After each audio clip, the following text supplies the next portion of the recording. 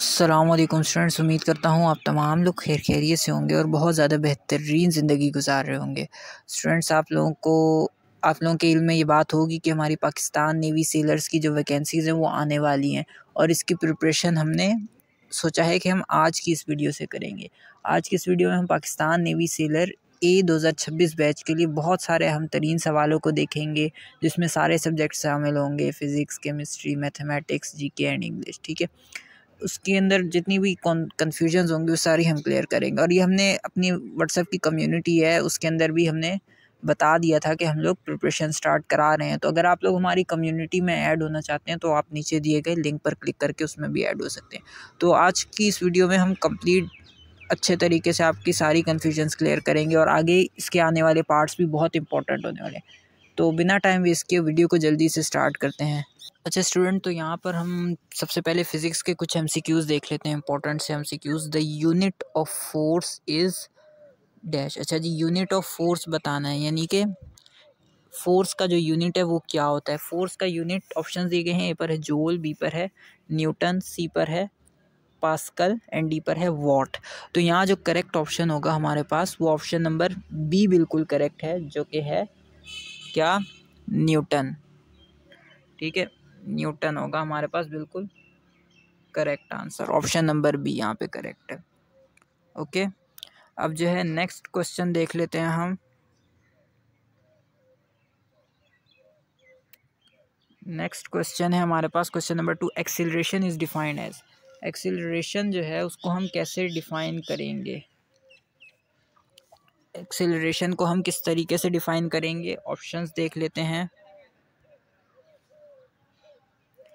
तो यहाँ पर जो है हमारे पास, अच्छा ये सॉरी सेटिंग ख़राब हो रही थी इस वजह से वॉइस क्लियर नहीं आ रही, अब इंशाल्लाह ठीक आएगी। अच्छा, change in distance, change in speed, rate of change of velocity, rate of change of distance. तो यहाँ जो हमारा करेक्ट ऑप्शन होगा हमारा ऑप्शन नंबर सी बिल्कुल करेक्ट है, जो कि क्या है, rate of change of velocity.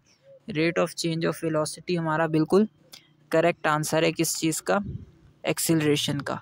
यानी कि वेलोसिटी का जो रेट होता है वो चेंज हो जाए तो क्या कहलाती है वो, हमारे पास एक्सीलरेशन।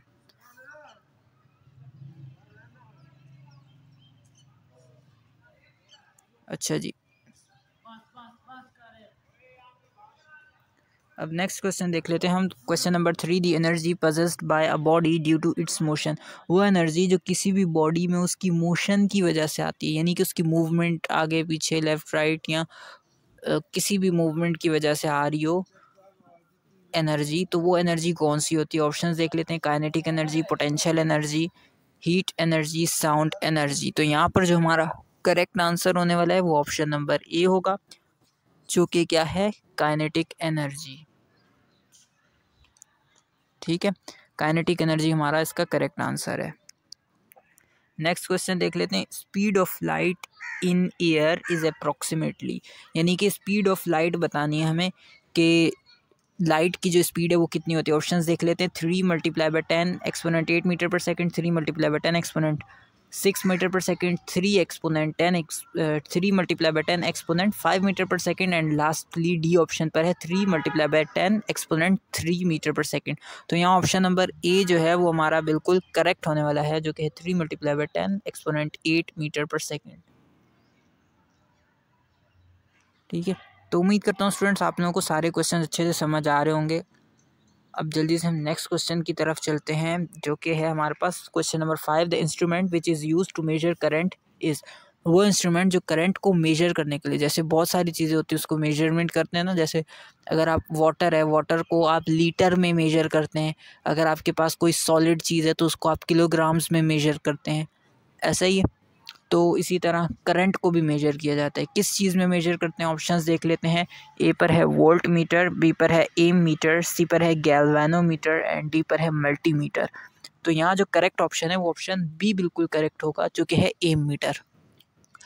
एम मीटर से हम क्या, करंट को मेजर कर सकते हैं। अच्छा, मल्टीमीटर है, मल्टीमीटर से भी करंट को मेजर कर सकते हैं, लेकिन इससे और भी बहुत सारे ऑपरेशंस होते हैं ना। अगर यहाँ पे सिर्फ करंट का पूछा है तो सिर्फ करंट के लिए जो प्योर जो मीटर यूज़ होता है ना वो एम मीटर ही होता है। अब जल्दी से हम अच्छा, यहाँ ऑप्शन बी करेक्ट था। ठीक है, अब नेक्स्ट क्वेश्चन की तरफ चलते हैं। क्वेश्चन नंबर 6 जो कि है which law states the pressure in a liquid acts equally in all direction. वो ऐसा कौन सा लॉ है जो बताता है कि अगर हम पानी के ऊपर प्रेशर देंगे, प्रेशर देने के बाद जो प्रेशर होगा अगर वो हम किसी एक साइड पे दे रहे हैं तो पूरी तरफ फैल जाएगा प्रेशर, यानी कि पूरे हिस्से में जितना भी लिक्विड, अगर 1 लीटर पानी है उसके अंदर हम हाफ़ लीटर में प्रेशर दे रहे हैं तो वो जो हाफ़ लीटर जो बाकी बचेगा ना उस पर भी पूरा प्रेशर फैल जाएगा। ये कौन सा लॉ बताता है? ऑप्शंस दिए गए हैं Boyle's law, Archimedes principle, Pascal's law, Bernoulli's principle. तो यहाँ जो करेक्ट ऑप्शन है वो ऑप्शन सी बिल्कुल करेक्ट है, जो कि है पास्कल्स लॉ। ये कौन सा लॉ बताता है हमें? Pascal law. अब नेक्स्ट क्वेश्चन देख लेते हैं जल्दी से। Sound can not travel through. Sound किस चीज़ में ट्रेवल नहीं कर सकता? ए पर है सॉलिड, बी पर है लिक्विड, सी पर है गैस एंड डी पर है वैक्यूम। तो साउंड जो है हमारे पास सॉलिड, लिक्विड में भी जो है ट्रेवल कर सकता है, गैस में भी ट्रेवल कर सकता है, वैक्यूम में बिल्कुल नहीं ट्रेवल कर सकता। ठीक है, तो यहाँ ऑप्शन नंबर डी जो है वो करेक्ट हमारा आंसर होगा। ठीक है, डी वाला करेक्ट आंसर है। नेक्स्ट क्वेश्चन देख लेते हैं। SI unit of power is. Power का एसआई यूनिट क्या होता है? Joule, what, volt, Newton. तो यहाँ जो करेक्ट आंसर है वो ऑप्शन बी बिल्कुल करेक्ट है। पावर को हम वॉट में मेजर करते हैं। नेक्स्ट क्वेश्चन देख लेते हैं जल्दी से। Reflection of light occurs from. अच्छा जी, जो रिफ्लेक्शन ऑफ लाइट है वो किस चीज़ से अकर होती है? ट्रांसपेरेंट सरफेस से, पॉलिश्ड सरफेस से, ओपीक सरफेस से, या ट्रांसल्यूसेंट सरफेस से। तो यहाँ जो करेक्ट ऑप्शन है वो पॉलिश्ड सरफेस होगा। अब जैसे फॉर एग्जांपल किस तरह, एक आपके पास शीशा पड़ा है, जो मिरर पड़ा है, मतलब जो आर पार दिखने वाला होता है, वो शीशा नहीं जिसमें हम अपनी शक्ल देखते हैं, उस शीशे की बात नहीं कर रहा मैं, एक मिरर की बात कर रहा हूँ जिससे लाइट आर पार हो सकती है। तो जब हम वो जो शीशा होगा वो अगर प्लेन होगा ना, पॉलिश्ड होगा, बिल्कुल पॉलिश हुआ होगा, तो उसके अंदर से आराम से रिफ्लेक्शन हो जाएगी लाइट की। और अगर उस पर कोई स्क्रैचेस पड़े हुए हैं या बहुत ज़्यादा ख़राब हुई हुई उसकी सरफेस, तो उसके ऊपर से रिफ्लेक्शन नहीं हो पाएगी। तो पॉलिश्ड सरफेस होना ज़रूरी है रिफ्लेक्शन ऑफ लाइट के लिए। ऑप्शन बी यहाँ करेक्ट आंसर है। नेक्स्ट क्वेश्चन देख लेते हैं जल्दी से। 1 kilowatt hour is equal to dash. अच्छा, 1 किलोवाट आवर जो है वो किस चीज़ के बराबर होता है, हमें ये बताना है। 1 किलोवाट आवर कितने उसके बराबर होता है, कितने कितने जूल्स के बराबर होता है? अच्छा जी, अब यहाँ पर जो है हमारे पास लास्ट क्वेश्चन है किलोवाट वाला जो है, इसके अंदर जो 1 किलोवाट है वो बराबर होता है ऑप्शन नंबर सी के, यानी कि 3.6 मल्टीप्लाई बाय 10 एक्सपोनेंट 6 जूल के बराबर होता है। ऑप्शन सी यहाँ पे हमारा बिल्कुल करेक्ट होगा। उम्मीद करता हूँ फिजिक्स के आपको तमाम क्वेश्चन समझ आए होंगे। अब जल्दी से हम मैथमेटिक्स की तरफ बढ़ते हैं। मैथ्स का हमारा फर्स्ट क्वेश्चन है दी स्क्वायर रूट ऑफ 49 इज़। अच्छा जी, 49 का अगर स्क्वायर रूट पता करें तो क्या होता है? 49 का स्क्वायर रूट कैसे आएगा? यहाँ पर ऑप्शन देख लेते हैं। 6 6 ज़ा 36 होता है, 7 7 ज़ा 49, 8 8 ज़ा 64, 9 9 ज़ा 81। तो यहाँ पे 7 से आ रहा है, यानी कि 7 को 7 इंटू 7 जब करेंगे तो हमारे पास 49 आ जाएगा। तो ऑप्शन नंबर बी यहाँ पे बिल्कुल करेक्ट आंसर है। ये तो बहुत ईजी क्वेश्चन है, ये फिर भी मैंने डाल दिया। आगे से ये भी बेसिक वीडियो है, इसके बाद कोशिश करेंगे हम थोड़े और ज़्यादा मुश्किल क्वेश्चंस डालेंगे ताकि आपकी अच्छी प्रिपरेशन हो जाए। अब ये फर्स्ट वीडियो इसलिए मैंने थोड़े सिंपल क्वेश्चंस ही डाले हैं ताकि आपका मोमेंटम बन जाए। ठीक है, तो यहाँ पर ऑप्शन नंबर जो है हमारे पास बी जो है वो बिल्कुल करेक्ट आंसर है जी। नेक्स्ट क्वेश्चन देख लेते हैं हम यहाँ पर। Question number 2, if x is equals to 2 then 3x plus 4 is equals to dash. बहुत ही सिंपल क्वेश्चन है। x की वैल्यू दी हुई है 2, अब हमें बताना है 3x प्लस 4 किसके बराबर होंगे। अब 3 के साथ जो x है वो मल्टीप्लाई हो रहा है, तो x की वैल्यू कितनी थी? 2 थी, तो 3 के साथ 2 को मल्टीप्लाई करा देंगे। 3 2 ज़ा 6 प्लस 4 कितना हो जाता है हमारे पास? देखें इधर मैं बता देता हूँ। 3 मल्टीप्लाई बाय 2 प्लस 4, ठीक है, ये बराबर हो गया 6 के। 3 2 ज़ा 6 प्लस 4 इज इक्वल्स टू 10। तो हमारे पास कौन सा आंसर करेक्ट हुआ यहाँ पे? ऑप्शन नंबर सी वाला। ठीक है, तो ऑप्शन नंबर सी हमारा बिल्कुल करेक्ट आंसर होगा। नेक्स्ट क्वेश्चन देख लेते हैं। Area of circle is given by. अब हमें क्या बताना है? एक सर्किल का एरिया बताना है। ये सर्किल है, इसका हमें टोटल एरिया बताना है। ठीक है, कि एरिया इसका कितना है। एरिया अब सर्किल का एरिया होता है पाई आर स्क्वायर, ठीक है। सर्किल का एरिया कितना होता है? पाई आर स्क्वायर। तो यहाँ पे कौन सा ऑप्शन है? ऑप्शन नंबर बी है। ये जो 2 पाई आर है, ये हमारे पास जो एरिया होता है ये होता है किसका? सरकमफेरेंस ऑफ सर्किल, या जो है उसका पेरीमीटर ऑफ सर्किल का 2 पाई आर होता है। लेकिन जो एरिया ऑफ सर्किल है उसका फॉर्मूला पाई आर स्क्वायर होता है। अब जल्दी से हम चलते हैं अपने नेक्स्ट क्वेश्चन की तरफ। The value of sine 90 degree. Sine 90 degree की वैल्यू आपको याद करनी पड़ेगी। ये जो है 1 होती है हमारे पास। कौन सा ऑप्शन करेक्ट होगा यहाँ पे? ऑप्शन नंबर बी, ठीक है। ऑप्शन नंबर बी यहाँ पे करेक्ट होगा। नेक्स्ट देख लेते हैं हम जल्दी से। एक क्वेश्चन नंबर 5 है। A is equals to 5 and B is equals to 3। A की वैल्यू 5 है, बी की वैल्यू 3 है। अब हमें क्या बताना है? ए स्क्वायर माइनस बी स्क्वायर की वैल्यू क्या होगी? ए स्क्वायर की वैल्यू क्या होगी? ए की वैल्यू 5 थी। अच्छा जी, तो यहाँ देख लेते हैं। ए की वैल्यू की जगह आ जाएगा 5 स्क्वायर, माइनस बी की वैल्यू कितनी थी हमारे पास? 3 थी, तो 3 का स्क्वायर आ जाएगा, ठीक है। 5 5 ज़ा 25 माइनस 3 3 ज़ा 9, 9 में से 25 माइनस किए तो क्या आएगा हमारे पास? 16। तो ऑप्शन नंबर ए हमारा बिल्कुल करेक्ट होगा यहाँ पर, ठीक है। Option number A. अब नेक्स्ट क्वेश्चन देख लेते हैं। Formula for slope of line. अच्छा, फॉर एग्जांपल ये हमारे पास एक स्लोप बना हुआ है, हाँ, ये एक स्लोप बना हुआ है। अब इसका जो स्लोप है ये कितने डिग्री पर है? फॉर एग्जांपल ये इसका सरफेस है हमारी एक्स एक्सिस की, ये 180 डिग्री की सरफेस है, और इसके ऊपर एक ये स्लोप बना हुआ है, ठीक है। ये स्लोप बताना है कि कितने डिग्री का स्लोप बना हुआ है, ठीक है। तो इसको पता करने के लिए एक फार्मूला यूज़ होता है। वो कौन सा फार्मूला होता है? y2 minus y1 upon x2 minus x1, x2 minus x1, ठीक है। y2 minus y1 upon x2 minus x1। Option number B पे हमारे दिया हुआ है, ये ऑप्शन बी करेक्ट होगा, ठीक है। तो ये स्लोप निकालने का फॉर्मूला होता है, यानी कि इसके वर्टिसेस दिए होते हैं कि y एक्स का वर्टिसेस कितना है x1, और y1 का वर्टिस कितना है, और x2 और y2 का वर्टिस कितना है। फिर उसके अंदर ये फॉर्मूले के अंदर x1 y1 x2 y2 की वैल्यू पुट करके हम आंसर निकाल सकते हैं। तो यहाँ ऑप्शन बी करेक्ट है। नेक्स्ट देख लेते हैं वैल्यू ऑफ tan 45 डिग्री। अब tan 45 डिग्री इसकी भी वैल्यू याद करनी है, अभी बहुत ईजी है। साइन 90 डिग्री की वैल्यू 1 थी, साइन tan 45 डिग्री की वैल्यू भी 1 ही होगी, ठीक है। तो tan 45 डिग्री की वैल्यू भी आप लोग याद कर लेंगे। नेक्स्ट क्वेश्चन देख लेते हैं। Parameter of 4 side of square of a side 4 centimetre, ठीक है। अच्छा, यहाँ पर जो है हमसे पूछा गया है एक ये स्क्वायर बना हुआ है, ठीक है। अब इसकी जो है हमें बतानी है, इसकी एक साइड दी हुई है कितनी? 4। अब बाकी की हमें बतानी है कि टोटल पूरी कितनी होंगी, ठीक है। इनकी साइड्स, अब पूरी साइड जो है, जब एक 4 है तो स्क्वायर की चारों साइड्स आपस में बराबर होती हैं, तो ये वाली भी 4 हो जाएगी, ये भी 4 हो जाएगी, ये भी 4 हो जाएगी। कितने 4 हो गए? 4। इन चारों को आपस में मल्टीप्लाई कर देंगे। 4 4 एक सेकेंड, हाँ, इनको मल्टीप्लाई नहीं करेंगे, इनका हम, क्योंकि ये 2 साइड्स होती है ना, एक लेंथ होती है एक विड्थ होती है, तो ये 2 बार आ जाएंगे। 4 मल्टीप्लाई बाय 4 हो जाएगा, तो 4 को 4 से मल्टीप्लाई करेंगे तो 16 होगा। यानी कि आपको जो भी वैल्यू दी होगी ना उसको आपने 4 से मल्टीप्लाई कर देना, क्योंकि इसकी 4 साइड्स होती हैं।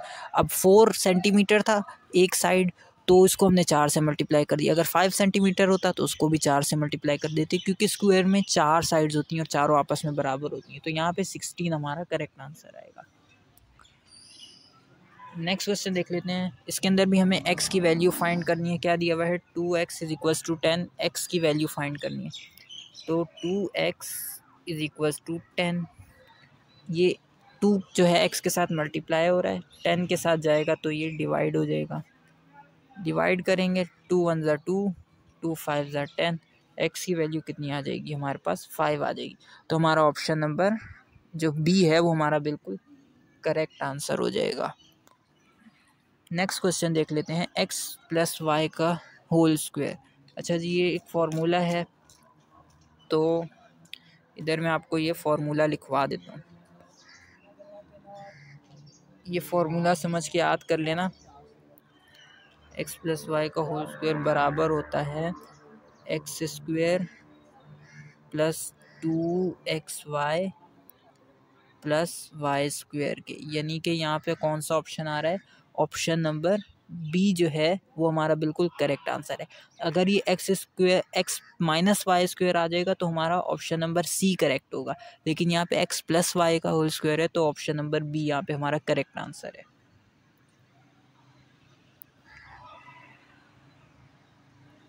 अच्छा जी, अब यहाँ पर केमिस्ट्री के क्वेश्चंस देख लेते हैं। क्वेश्चन नंबर 1 देख लेते हैं। The smallest particle of an element is. अच्छा जी, किसी भी एलिमेंट का जो सबसे छोटा पार्टिकल होता है, यानी कि किसी भी एलिमेंट मीन्स किसी भी चीज़, दुनिया में कोई भी चीज़ है, कोई भी एक बड़ी से बड़ी चीज़ है, उसका जो सबसे छोटा हिस्सा होगा वो क्या कहलाता है? ऑप्शंस दिए गए हैं एटम, मॉलिक्यूल, आयरन, प्रोटॉन। तो यहाँ जो करेक्ट ऑप्शन है वो आयन है, सी पर है आयन, आयरन नहीं आयन। तो यहाँ पे जो करेक्ट ऑप्शन है वो हमारा ऑप्शन नंबर ए होने वाला है, एटम। जो सबसे छोटा पार्टिकल होता है किसी भी चीज़ का वो एटम कहलाता है। ऑप्शन नंबर ए यहाँ पे करेक्ट आंसर होगा। ठीक है, नेक्स्ट देख लेते हैं। Atomic number represents. Atomic number क्या चीज़ रिप्रेजेंट करता है? नंबर ऑफ प्रोटॉन्स रिप्रेजेंट करता है। एटॉमिक नंबर क्या रिप्रेजेंट करता है? Number of protons. Option number B यहाँ पर हमारा बिल्कुल करेक्ट आंसर होगा। नेक्स्ट क्वेश्चन देख लेते हैं। H2O is the chemical formula of. H2O ये किस चीज़ का फार्मूला है? केमिकल फार्मूला ये है वाटर का, पानी का। पानी का फार्मूला क्या होता है? केमिकल फार्मूला H2O, यानी कि इसके अंदर 2 हाइड्रोजन होते हैं और 1 ऑक्सीजन होता है, तो ये क्या बन जाता है? H2O। ठीक है, H2 लिखा है तो H2 होंगे और ऑक्सीजन 1 होगा। ठीक है, तो यहाँ ऑप्शन नंबर बी करेक्ट है, ये वाटर का है। नेक्स्ट देख लेते हैं। CO2 is element, compound, mixture, gas. अब जो CO2 है वो बताने के एलिमेंट है, कंपाउंड है, मिक्सचर है या गैस है? CO2 कार्बन डाइऑक्साइड होता है, कार्बन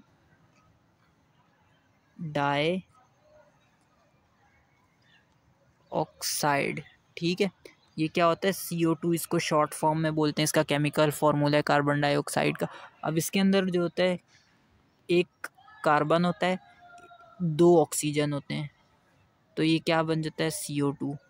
अब ये हमें बताना है एलिमेंट है, कंपाउंड है, मिक्सचर है। यहाँ अब एलिमेंट और कंपाउंड क्या होता है? एलिमेंट वो होता है जो सिर्फ सिंगल हो। अब ये सिंगल तो नहीं है, इसके अंदर C भी है, O भी है, 2 O हैं, 1 C है, यानी कि 1 कार्बन है, 2 ऑक्सीजन है, तो ये तो एलिमेंट तो नहीं हुआ, ये कंपाउंड हुआ। ऑप्शन नंबर बी हमारा करेक्ट आंसर है। अगर इसमें सिर्फ कार्बन का पूछा तो ना, कार्बन इज़ा, तो वो हम लिख देते एलिमेंट। ठीक है, तो यहाँ पर कौन सा? Option number B correct answer है। नेक्स्ट क्वेश्चन देख लेते हैं। Chemical symbol of sodium. Sodium जो है इसका केमिकल सिंबल बताना है।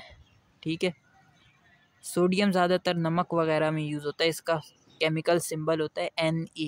ऑप्शन नंबर सी जो है हमारा बिल्कुल करेक्ट होगा। सोडियम क्लोराइड आपने पढ़ा होगा ना, NaCl। ठीक है, ये सोडियम क्लोराइड ये नमक होता है जो हम आम घरों में यूज़ करते हैं, ज़्यादातर समंदर से भी निकल जाता है ये, और चट्टानों वगैरह से निकल रहा होता है, समंदर से नहीं चट्टानों से निकल रहा होता है। जो बड़े बड़े पहाड़ होते हैं ना, इसके अलग अलग पहाड़ बने होते हैं ना, तो ये सोडियम Na को बोलते हैं। नेक्स्ट देख लेते हैं। pH of neutral water is dash. Neutral water जो होते हैं, जो हम नॉर्मल पानी पीते हैं, उसका pH लेवल कितना होता है? ऑप्शन में से ए पर है 0, 7, 14, 10, तो यहाँ बी ऑप्शन बिल्कुल करेक्ट है, जो कि है 7 वाला ऑप्शन हमारा बिल्कुल करेक्ट होगा। नेक्स्ट क्वेश्चन देख लेते हैं। Rusting of iron occurs due to. Rusting जो है जंग को बोलते हैं, जंग वगैरह जो लग जाता है ना किसी भी आयरन पे, किसी भी मेटल पे जंग लग जाता है, तो वो किस वजह से लगता है? ऑक्सीजन की वजह से, वाटर की वजह से, ऑक्सीजन एंड वाटर की वजह से, या नाइट्रोजन की वजह से? तो वो ऑक्सीजन और वाटर की वजह से लगता है। जहाँ पर नमी होती है ना, जिन इलाकों में नमी मीन्स, नमी के अंदर जो है वो ड्यू बेसिकली बोलते हैं, ड्यू जो पड़ रही होती है ना, ड्यू, उसके अंदर जो है ना पानी भी होता है और ऑक्सीजन भी होता है, तो उसकी वजह से चीज़ों पर जंग लग जाता है। तो ज़्यादातर ऐसे इलाके जहाँ पर ज़्यादा ड्यू पड़ती है ना, वहाँ पर ये प्रोसेस होता है रस्टिंग का। ठीक है, और अगर वैसे ही हम किसी खुद रस्टिंग करना चाह रहे हैं, तो किसी भी मेटल को लेके, आयरन को लेके उसके ऊपर पानी डाल दें और हवा में छोड़ दें, तो उस पर जंग लग जाएगा। ठीक है, तो यहाँ ऑप्शन नंबर सी बिल्कुल करेक्ट आंसर है। अच्छा स्टूडेंट, उम्मीद करता हूँ आपको पसंद आ रही होगी। अच्छा, मैंने पहले भी बता दिया कि आप लोग अगर हमारी कम्युनिटी में ऐड होना चाहते हैं तो नीचे दिए गए लिंक पर क्लिक करके ऐड हो सकते हैं। नेक्स्ट क्वेश्चन देख लेते हैं, the process of separating salt from sea water is called. अच्छा जी, अच्छा सी वाटर जो होता है ना, समंदर का पानी, समंदर का जो पानी होता है इसके अंदर सॉल्ट बहुत होता है, यानी कि नमक बहुत होता है। तो अब अगर हम उस पानी के अंदर से नमक को अलग कर लें, सॉल्ट को अलग कर लें, तो ये प्रोसेस क्या कहलाता है? तो ऑप्शंस दिए गए हैं, फिल्ट्रेशन, डिस्टिलेशन, एवापोरेशन, सब्लिमेशन। तो यहाँ जो हमारा करेक्ट आंसर है वो ऑप्शन बी बिल्कुल करेक्ट है, जो कि है डिस्टिलेशन। डिस्टिलेशन के अमल से हम पानी में से, समंदरी पानी में से सॉल्ट को अलग कर सकते हैं। नेक्स्ट क्वेश्चन देख लेते हैं, which gas is used in photosynthesis. Photosynthesis में कौन सी गैस यूज़ होती है? तो यहाँ पर जो हमारा करेक्ट आंसर है वो हमारा ऑप्शन नंबर बी होगा, जो कि है कार्बन डाइऑक्साइड। कार्बन डाइऑक्साइड जो है फोटोसिंथेसिस के प्रोसेस में यूज़ होती है, कार्बन डाइऑक्साइड गैस, यानी कि CO2, जिसको भी हमने कंपाउंड बोला था लास्ट क्वेश्चन में, कुछ क्वेश्चन पहले। ठीक है, तो नेक्स्ट क्वेश्चन देख लेते हैं जल्दी से। Atomic mass of oxygen is approximately. Atomic mass बताना है ऑक्सीजन का, यानी कि एटॉमिक मास मतलब ऑक्सीजन एक एटम है, इसका हमें मास यानी कि वेट बताना है कितना है इसका। तो ये बराबर होता है 16 के। ठीक है, 16 के बराबर होता है इसका, 16 वेट होता है, ऑप्शन ए। अच्छा नेक्स्ट क्वेश्चन देख लेते हैं अब। अच्छा इंग्लिश के स्टार्ट हो गए हैं कुछ question. Choose the correct spelling. Spelling बतानी है, करेक्ट स्पेलिंग हमारे पास कौन सी होगी? यहाँ पर ऑप्शन दिए गए हैं, इन्वायरमेंट, ए पर है ENVIROMENT, बी पर है ENVIRONMENT, सी पर है ENVORONMENT, एंड डी पर है ENVIORNMENT। तो यहाँ जो करेक्ट ऑप्शन है वो ऑप्शन बी बिल्कुल करेक्ट होगा, जो कि है इन्वायरमेंट, ENVIRONMENT। तो नेक्स्ट क्वेश्चन देख लेते हैं, plural of child is. Child एक सिंगुलर वर्ड है, अब इसका हमें प्लूरल बताना है, तो ऑप्शंस देख लेते हैं, चाइल्ड्स, चाइल्डर, चिल्ड्रन, चाइल्ड्स। तो यहाँ जो करेक्ट ऑप्शन है वो हमारा ऑप्शन नंबर सी बिल्कुल करेक्ट होगा, जो कि है क्या? Children, option number C. ठीक है, तो नेक्स्ट क्वेश्चन देख लेते हैं जल्दी से हम। He dash to school every day, इसके अंदर हमें करेक्ट जो है वर्ब की फॉर्म पुट करनी है। ठीक है, तो he go to school every day, he goes to school every day, he going to school every day, he gone to school every day. तो ऑप्शन नंबर बी यहाँ पे करेक्ट होगा, जो कि है he goes to school every day. Option number B बिल्कुल correct answer होगा।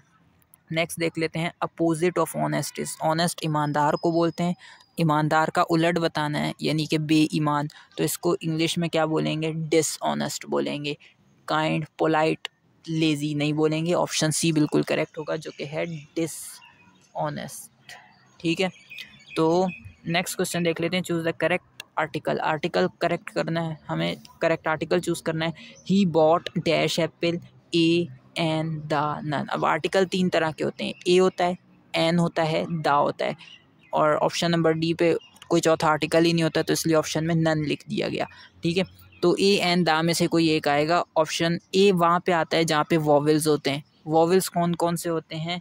ए, ई, आई, ओ, you. अब जहाँ पे वॉवेल्स का साउंड आएगा वहाँ पर ए यूज़ नहीं होगा, सॉरी मैंने गलती से बोल दिया कि जहाँ वॉवेल्स होते हैं वहाँ ए यूज़ होता है, बिल्कुल ऐसा नहीं है। जहाँ वॉवेल्स होते हैं वहाँ एन यूज़ होता है, मिस्टेक हो गई, मैं भूल गया था। ठीक है, तो यहाँ पर आएगा एन। अब यहाँ पर जहाँ पे वॉवेल्स का साउंड आ रहा होता है ना, अब एन एप्पल, डैश में एप्पल आ रहा है, एप्पल का साउंड किससे हो रहा है? आ से। आ ए से शुरू होता है, तो यहाँ पर क्या होगा? एन होएगा। हमारा करेक्ट आंसर ऑप्शन बी होगा। अगर यहाँ एप्पल की जगह कोई और होता, बैग होता, ही बॉट अ बैग, तो आ यूज़ होता वहाँ पर। ठीक है, क्योंकि वो बा का साउंड था और वो वॉवेल्स में नहीं होता।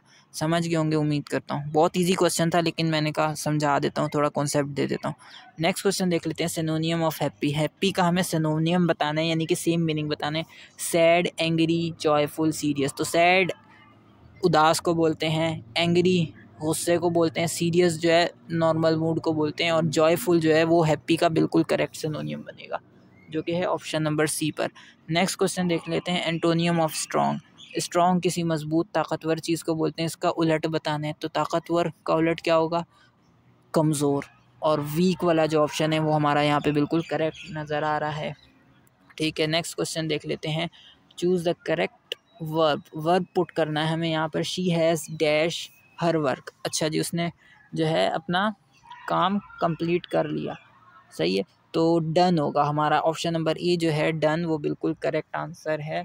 She has done her work.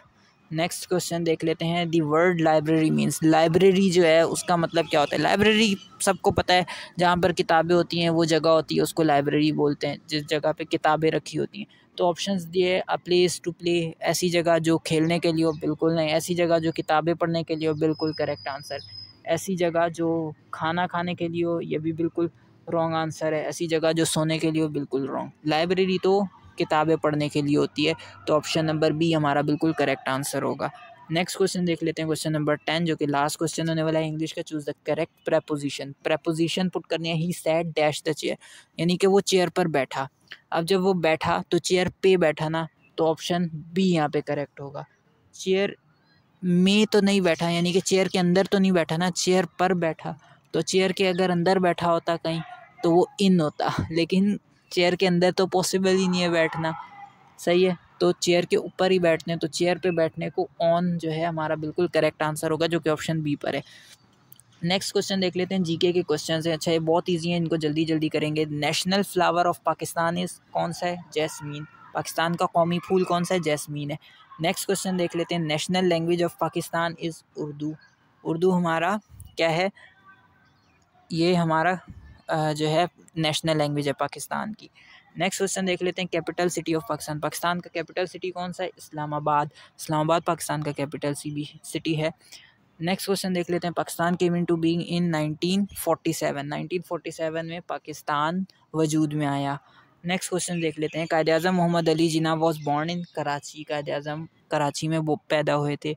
Next question देख लेते हैं, largest province by area is dash. अच्छा जी, पाकिस्तान का सबसे बड़ा सूबा एरिया यानी जगह के लिहाज से कौन सा है? तो वो है बलूचिस्तान।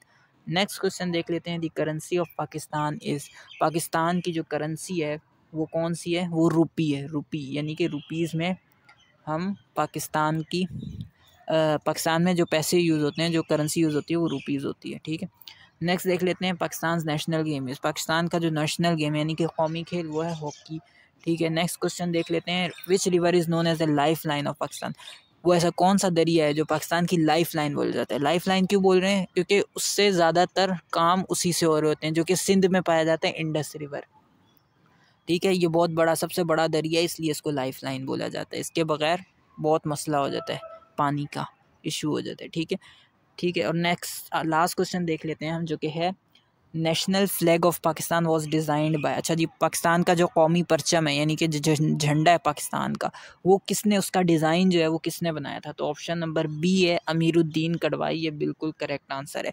अच्छा, उम्मीद करता हूँ स्टूडेंट आप लोगों को ये वीडियो बहुत अच्छे से समझ आई होगी। अगर वीडियो पसंद आए तो ज़रूर से अपने friends and family members and cousins सबके साथ अपने ये वीडियो शेयर करें, ताकि और भी लोगों का भला हो सके। उनको भी बताएं कि सेलर्स की जॉब आ रही है, जिसने अप्लाई करना है वो ज़रूर से प्रिपरेशन स्टार्ट कर दें।